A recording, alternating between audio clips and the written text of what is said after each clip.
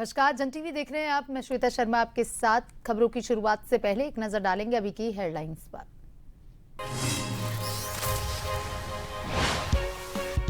CM Pushkar Singh Dhami का खटीमा दौरा, पूर्णागिरि मंदिर में पौधारोपण एवं स्वच्छता अभियान में लिया हिस्सा। नगला तराई स्थित आवास पर खेतों में की जुताई।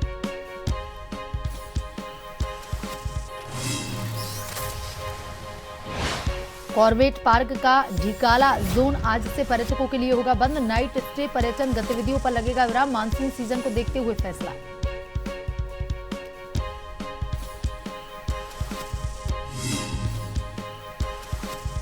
केची धाम स्थापना दिवस समारोह, श्रद्धालुओं की भारी भीड़, सुरक्षा के व्यापक इंतजाम। भारी वाहनों के प्रवेश पर भी प्रतिबंध।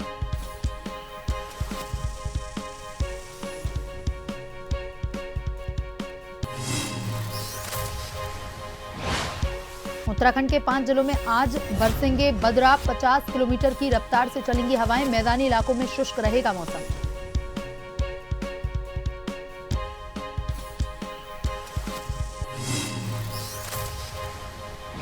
सोमवती अमावस्या पर हरिद्वार में उमड़ा आस्था का हुजूम। श्रद्धालु लगा रहे पुण्य की डुबकी। सुरक्षा के पुख्ता इंतजाम। हर हर गंगे जयघोष से गूंज उठे घाट।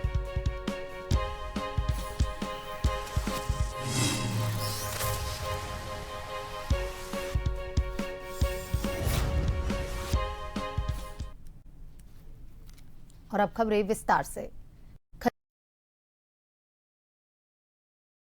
खटीमा स्थित पूर्णागिरि मंदिर परिसर में प्रधानमंत्री नरेंद्र मोदी जी के सफल 12 वर्ष पूर्ण होने के उपलक्ष्य में मुख्यमंत्री पुष्कर सिंह धामी ने स्वच्छता अभियान चलाते हुए मंदिर परिसर में साफ सफाई की। साथ ही एक पेड़ मां के नाम अभियान के अंतर्गत पौधारोपण किया। और इस अवसर पर मुख्यमंत्री ने प्रदेशवासियों से आह्वान किया कि स्वच्छ और स्वस्थ उत्तराखंड के निर्माण के लिए सभी नागरिक अपने घर, मोहल्ले और आसपास के क्षेत्रों में स्वच्छता बनाए रखने का संकल्प लें।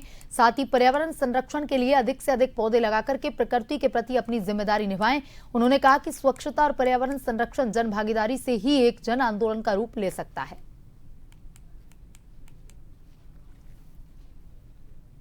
उत्तराखंड के मुख्यमंत्री पुष्कर सिंह धामी खटीमा के नगला तराई स्थित अपने आवास पर खेतों में जुताई करते हुए नजर आए। मुख्यमंत्री ने स्वयं ट्रैक्टर चलाकर खेती किसानी के कार्यों में हिस्सा लिया और किसानों से जुड़ाव का संदेश दिया। इस दौरान उन्होंने कृषि को प्रदेश की अर्थव्यवस्था की रीढ़ बताते हुए किसानों के योगदान की सराहना की। मुख्यमंत्री का खेतों में जुताई करते हुए वीडियो और तस्वीरें भी सामने आई हैं, जिन्हें लेकर के लोगों में चर्चा बनी हुई है। मुख्यमंत्री धामी समय समय पर अपने गृह क्षेत्र खटीमा में कृषि और ग्रामीण जीवन से जुड़े कार्यक्रमों में हिस्सा लेते रहे हैं। उनके इस कदम को किसानों के प्रति सम्मान, कृषि से जुड़ाव के प्रतीक के रूप में देखा जा रहा है। खटीमा के निजी होटल में प्रबुद्धजनों के साथ संवाद कार्यक्रम का आयोजन किया गया, जिसका शुभारंभ मुख्यमंत्री पुष्कर सिंह धामी ने किया।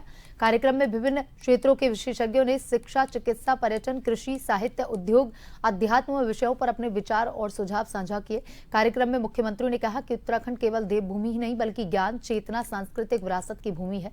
उन्होंने कहा कि समाज का प्रबुद्ध वर्ग राष्ट्र और समाज को दिशा देने वाली सबसे महत्वपूर्ण शक्ति है, जिसके विचार आने वाली पीढ़ियों के भविष्य का निर्माण करते हैं। मुख्यमंत्री पुष्कर सिंह धामी ने अपने खटीमा प्रवास के दौरान भव्य प्रगति पद यात्रा में प्रतिभाग किया। साथ ही खटीमा मुख्य मार्ग पर आयोजित इस यात्रा में हजारों की संख्या में युवा, मातृशक्ति पार्टी कार्यकर्ता, स्थानीय नागरिक तिरंगा लेकर शामिल हुए। पूरे मार्ग में देशभक्ति, विकास और जन समर्थन का उत्साहपूर्ण वातावरण देखने को मिला।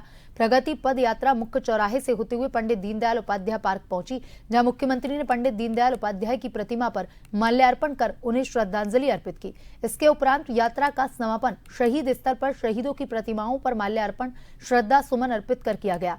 मुख्यमंत्री ने कहा कि राष्ट्र निर्माण और समाज सेवा के लिए महान विभूतियों एवं शहीदों का योगदान सदैव प्रेरणा स्रोत रहेगा।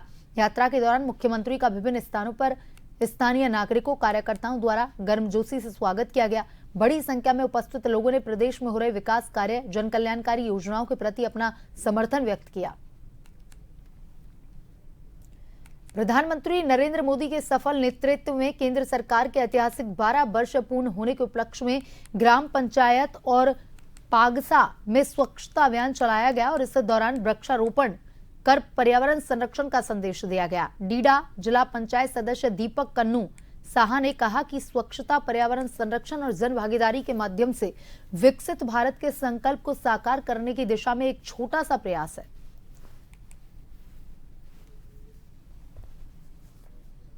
भारतीय जनता पार्टी के वरिष्ठ नेता गिरीश कोटनाला ने प्रधानमंत्री नरेंद्र मोदी के नेतृत्व में केंद्र सरकार के 12 वर्ष पूर्ण होने के उपलक्ष्य में आयोजित प्रेस वार्ता में कहा कि सेवा, सुशासन, गरीब कल्याण के क्षेत्र में सरकार ने उल्लेखनीय कार्य किए हैं। उन्होंने कहा कि मोदी सरकार के 12 वर्षों का कार्यकाल जनहित और विकास को समर्पित रहा।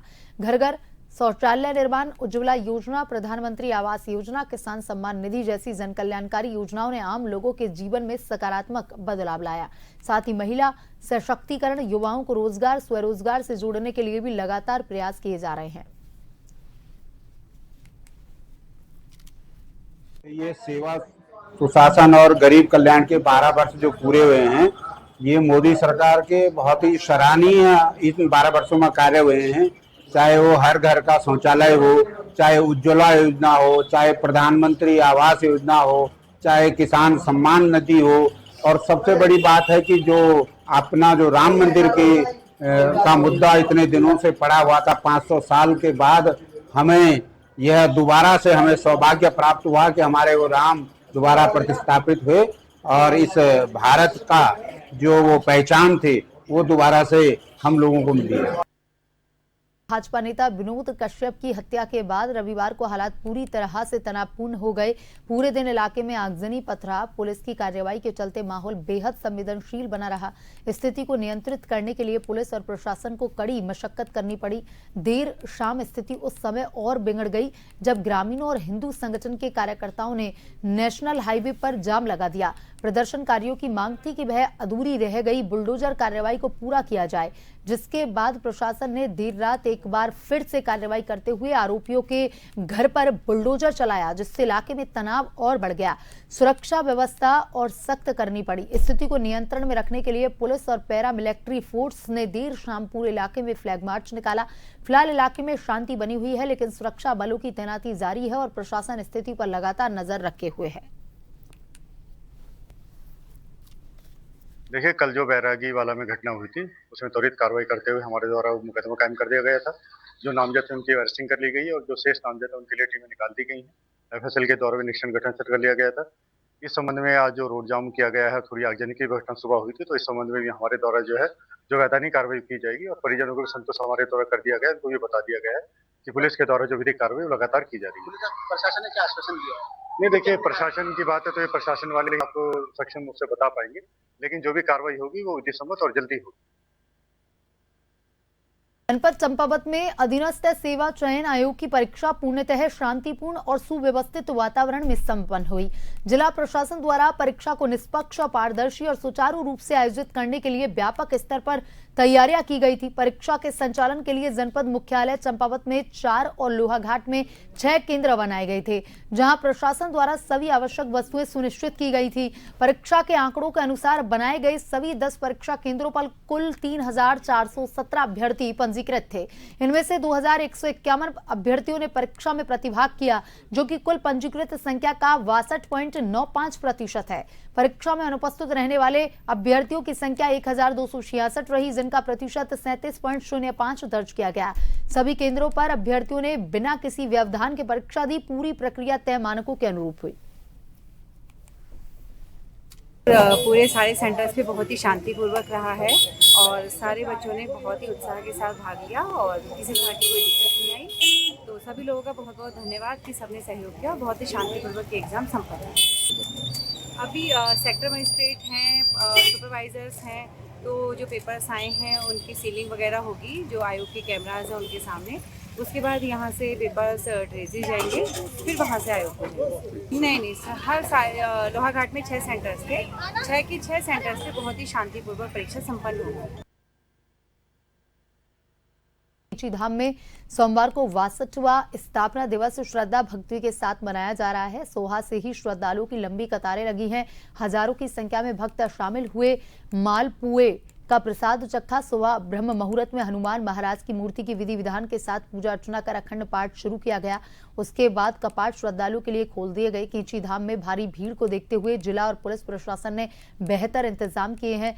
ड्रोन से चप्पे चप्पे पर नजर रखी जा रही है और इसके अलावा मंदिर परिसर में कंट्रोल रूम भी बनाया गया है, जहां से हर गतिविधि पर पैनी नजर बनाई जा रही है।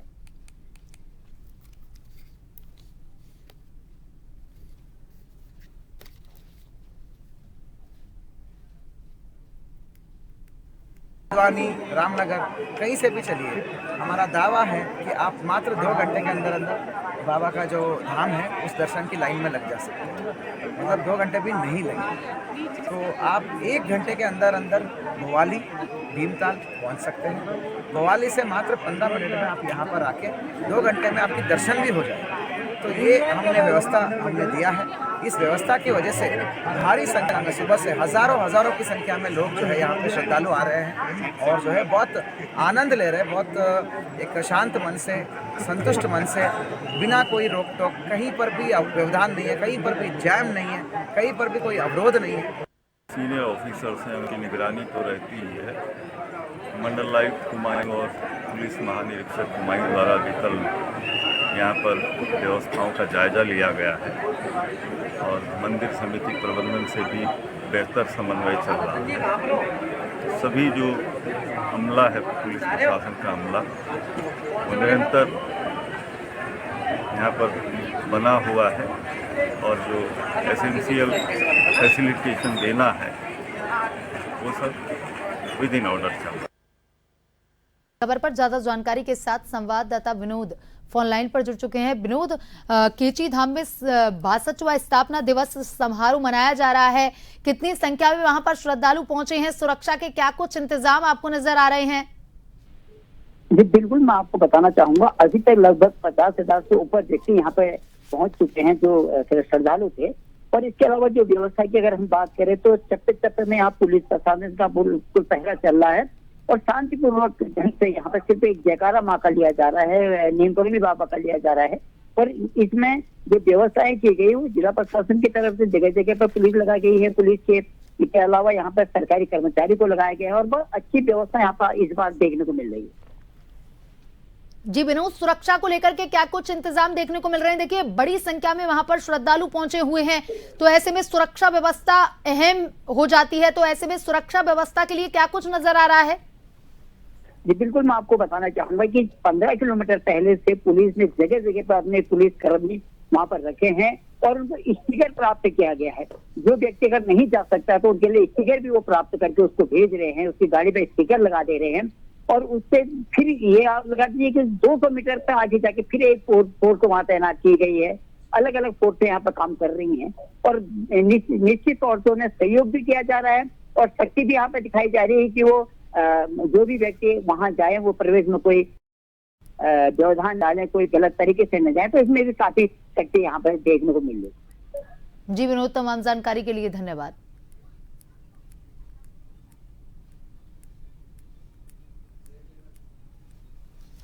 उत्तराखंड के प्रसिद्ध केची धाम में स्थापना दिवस समारोह के अवसर पर श्रद्धालुओं की भारी भीड़ उमड़ी।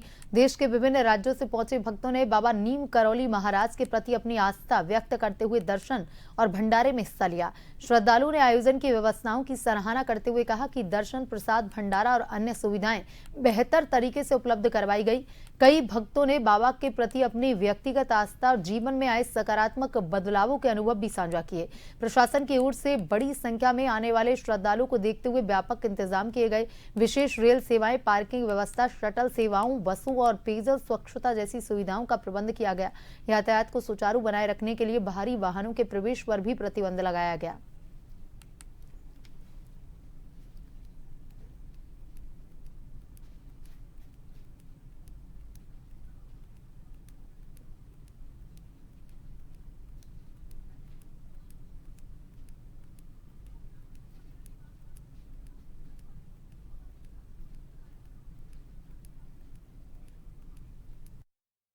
एक्चुअली मैं 4 साल पहले मैंने MCA पास किया हुआ था, तो मैं जॉब के लिए बहुत परेशान हो रहा था। तो उस टाइम मेरे इंस्टा फीड में बाबा की एक फ़ोटो दिखी। उस फोटो से मुझे प्रेरणा मिली यहाँ पे आने की। मैं यहाँ पे आया और उसके बाद मुझे जॉब लगी और उसके बाद मैं तरक्की पर तरक्की कर रहा हूँ। तो मैं लास्ट 4 सालों से हर बार यहाँ पे आता हूँ, बट मैं 15 जून को नहीं आ पा रहा था किसी कारणवश। तो इसका मेरा मन था कि मैं 15 जून को आऊँ। मेरा लास्ट मंथ प्लान बना था आने का, बट मैं नहीं आ पाया। शायद बाबा का संकेत था कि मैं इस मंथ आऊँ, तो मैं आज 15 जून को बहुत भाग्यशाली हूँ कि मैं आया और मैं सुबह दर्शन में मिल गया। तो बाबा कृपा मेरे ऊपर बहुत रही है। नैनीताल में, जनपद नैनीताल में हैवी वाहन का टोटल बैन कर चुका हूँ, ताकि आपकी 4 व्हीलर बिल्कुल सरफट आप आ सकते हैं, फुल स्पीड में आ सकते हैं। यहाँ आने के बाद आपको कहीं पर भी 1 मिनट भी वेट नहीं करना पड़ेगा शेड्यूल के लिए। 30 सेकंड के अंदर अंदर आपकी गाड़ी चल पड़ेगी। इस व्यवस्था के लिए आपको बहुत बहुत शुभकामनाएं। और भाई जिम कॉर्बेट नेशनल पार्क के सबसे लोकप्रिय पर्यटन क्षेत्रों में शामिल झिकाला जोन में 15 जून यानी कि आज से पर्यटन गतिविधियों पर विराम लग जाएगा। मानसून सीजन को देखते हुए हर वर्ष की भांति इस वर्ष भी कॉर्बेट प्रशासन ने पर्यटकों की सुरक्षा के मद्देनजर झिकाला जोन को आगामी 15 नवंबर तक बंद करने का निर्णय लिया। 14 जून को रात्रि विश्राम के लिए गए पर्यटक जब 15 जून यानी कि आज वापस लौटेंगे, उसके बाद इस जोन में पर्यटकों की आवाजाही पूरी तरह से बंद कर दी जाएगी।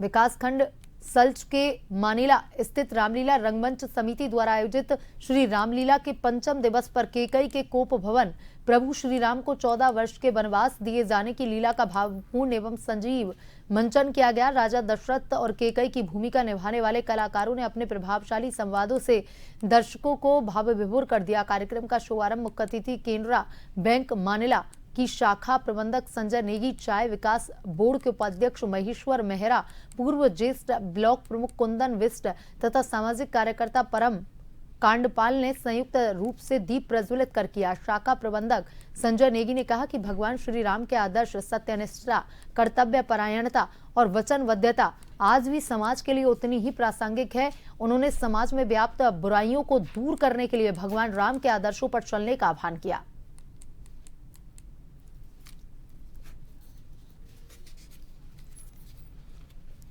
रामनगर में स्थित प्रसिद्ध गिरिजा देवी मंदिर क्षेत्र में धार्मिक अनुष्ठान के बाद कोसी नदी में स्नान के दौरान एक युवती की डूबने से मृत्यु हो गई। घटना में उसकी मौसीरी बहन भी नदी के तेज बहाव और गहरे पानी में फंस गई, जिसे समय रहते सुरक्षित बाहर निकाला गया। दुर्घटना के बाद परिवार में शोक छा गया है, जबकि नदी में स्नान के दौरान सुरक्षा व्यवस्था और सावधानी को लेकर भी प्रश्न खड़े हो रहे हैं।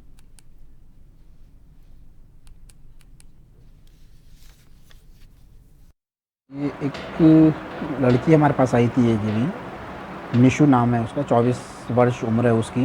उसके पिता लेकर आए थे। जब यहाँ पर आई थी तो मृतक हालत में पाई गई है। वो गर्जा मंदिर के पास नहाते वक्त वो डूब गई है उसमें। बाकी अभी बॉडी पुलिस को हमने हैंड ओवर कर दी है। जो आगे कार्यवाही पुलिस द्वारा की जा रही है।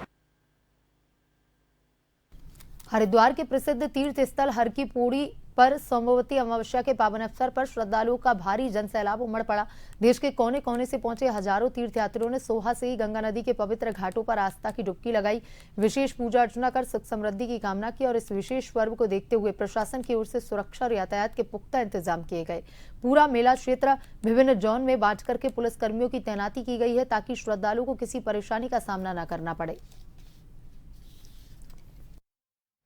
सोमवती अमावस्या का आस्था का दिन है। इसमें बहुत लोगों की श्रद्धा होती है और भगवान के प्रति आज ऐसा माना गया है कि आज के दिन स्नान करने से कई पापों का नाश होता है, जिससे कि सब संसार में लोग सुखी रहे। अवस्था बहुत सरकार की बहुत अच्छी है। भीड़ भाड़ ज्यादा है कुछ, लेकिन सरकार की व्यवस्था बहुत अच्छी है। यहाँ हमने यही मांगा कि संसार में क्या हमारे भारतवर्ष में सभी लोग जो है खुशी से रहे, किसी को कोई दुख दर्द ना हो। हमने सभी के लिए बड़ा मांगा है।